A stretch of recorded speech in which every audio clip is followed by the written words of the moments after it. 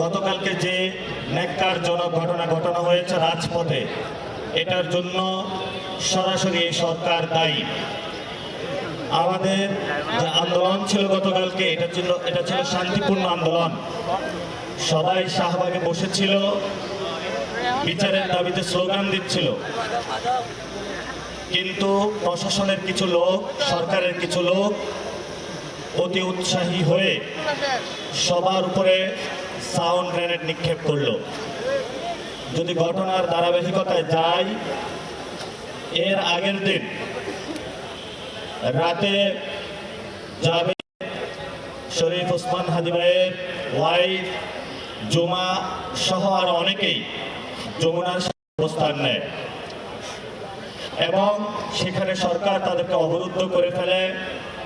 ইনকিলাব মঞ্চের কর্মী এবং নেতৃবৃন্দ রাজস্বিক যে মোড় আছে ইন্টারকন্টিনেন্টালের সামনে, সেখানে অবস্থান নেয়। আমি ভিতরে গিয়েছিলাম, গিয়ে যে অবস্থাটা দেখি, তাদের চারিদিকে মশা মাছি, খুবই বিব্রতকর একটা পরিস্থিতিতে তারা আছেন। ওসমান হাদি ভাইয়ের ওয়াইফকে সেখানে দেখে আমি খুবই কষ্ট পেলাম। তাদের কাছে কোনো খাবার ছিল না, পানি ছিল না, এবং সেখানে তারা একটি দাবি নিয়ে গিয়েছিলেন যে শহীদ ওসমান হাদি ভাইয়ের যে বিচার, এটা বাংলাদেশের যে এজেন্সিগুলো করছে, বাংলাদেশের যে ইনভেস্টিগেশন বডি করছে, তাদের উপরে তাদের ট্রাস্ট নেই।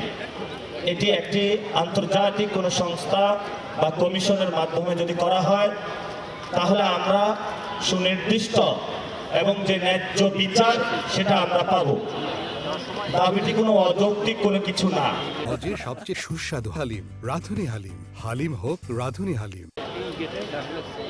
আমি সরকারের কয়েকজনের সাথে যোগাযোগ করলাম, তারা জানাইলো যে আমাদের সাথে যোগাযোগ করা হয়নি। কিন্তু আমি তারপরে ইনকিলাব মঞ্চের ওনাদেরকে জিজ্ঞেস করলাম, ওনারা বললো যে আমরা 1 সপ্তাহ যাবৎ সরকারকে মেসেজ দিয়েছি, কল দিয়েছি, আমাদের মেসেজগুলো সিন করা হয়েছে, তারা কোনো উত্তর দেয়নি। এবং গত 1 মাস যাবৎ শহীদ ওসমান হাদি ভাইয়ের বিচারের দাবিতে 55 দিন ঢাকা শহরের এমন কোনো অলি গলি নাই যেখানে ইনকিলাব মঞ্চের ভাইয়েরা, জুলাই ঐক্যের ভাইয়েরা, পুরো বাংলাদেশের মানুষ ওসমান হাদি ভাইয়ের সুষ্ঠু বিচারের দাবিতে আওয়াজ তোলে নাই। কিন্তু সরকার সেই আগের ধারাবাহিকতায় দেখেও না শোনার ভান করেছে। কখনো শুনি যে ওমর ভাইকে চাকরি দেওয়ার নাম নিয়েছে তারা, কখনো শুনি তারা 1 কোটির ফ্ল্যাট দেওয়ার ব্যবস্থা করতেছে, এবং সরকার সেই যে জানাজা ব্যবস্থা করেছে লোক দেখানো, এরপরে এ পর্যন্ত সরকার কোনো কিছু করে নাই। তারপরে জুমার নামাজ হলো, জুমার নামাজের পরে ইনকিলাব মঞ্চের যারা সদস্য ছিলেন তারা সেখানেই ছিলেন। তাদের খুবই ছোট দাবি ছিল। দাবিটি হলো আন্তর্জাতিক কোনো সংস্থা বা ইউএনের মাধ্যমে এটার ইনভেস্টিগেশন করে এটার একটি সুষ্ঠু আমরা বিচার চাই, এবং সরকার সেখানে একটি চিঠি দিবে, এবং সরকারের কাছে তারা একটা নির্দিষ্ট টাইম ফ্রেমও চাইলেও, কিন্তু সরকার ন্যাক্কারজনকভাবে সেখানে জল কামান নিয়ে গেল, জল কামান নিয়ে সবার উপরে গরম পানি নিক্ষেপ করলো। ইনকিলাব মঞ্চের ভাইয়েরা কি সন্ত্রাসী যে আপনি জল কামান নিয়ে যেতে হবে? সেখানে তারা তো জুমার নামাজ পড়েছিলেন, নামাজের পরে তারা দোয়ারত অবস্থায় ছিলেন। এই যে নিরীহ মজলুম ভাইদের উপরে সরকার জল কামান নিক্ষেপ করলো। শুধু তাই নয়, ইনকিলাব মঞ্চের জুমা, তাকে একজন নারী তাকে নির্যাতন করলো।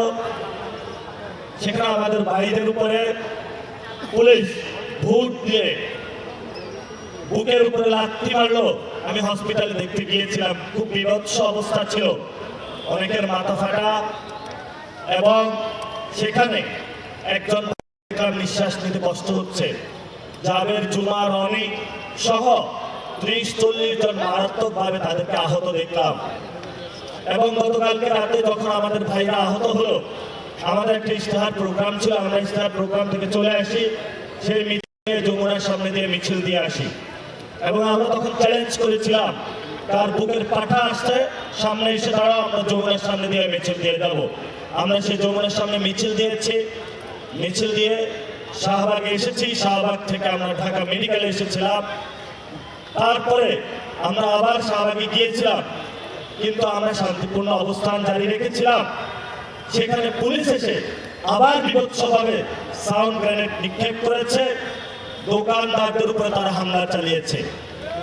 সাধারণ যারা নিরীহ পথচারী, আওয়ামী লীগের আমলে দেখেছি মোবাইল চেক করতে, পাকিস্তান আমলে দেখেছিলাম লুঙ্গি খুলে চেক করতে, এই আমলও আমরা গতকালকে এগুলো বাংলাদেশের সামনে, মানুষের সামনে আবার দেখলাম। ধিক্কার এই সরকারের প্রতি, ধিক্কার এই প্রশাসনের প্রতি, ধিক্কার যারা এই বিভৎস অবস্থার মধ্যে চুপ থেকেছে এবং এই চুপ থেকে মৌন সম্মতির মাধ্যমে ইনকিলাব মঞ্চের যারা কর্মী ভাইরা আছে, যারা রাজপথে নেমে এসেছিল, অন্যান্য সাধারণ মানুষ, তাদেরকে একটি কিলিং জোনে ঠেলে দিচ্ছে। আমাদের দুঃখ এবং পরিতাপের বিষয়, আমরা সরাসরি এখান থেকে বলতে চাই, গতকালকে যে হামলা হয়েছে এটার জন্য সরকার পুরোপুরি দায়ী এবং সরকারের একটি মহল নির্বাচন বানচাল করার উদ্দেশ্যে হামলা, শান্তিপূর্ণ আন্দোলনে হামলা চালিয়েছিল।